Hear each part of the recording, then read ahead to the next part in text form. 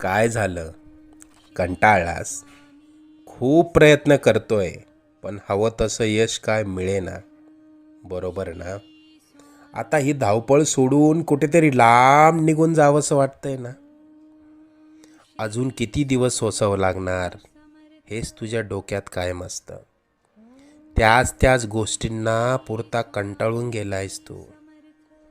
मला माहिती आहे, या वेदना आता तुला सहन होत नाहीये. यापुढे अशी समस्या तुला सतावणार नाही.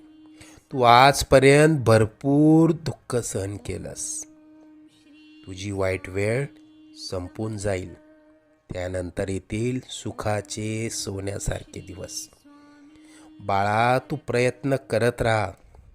जिथे तू थांबशील तिथून पुढे तू हाती घेतलेले कार्य आम्ही पूर्णत्वा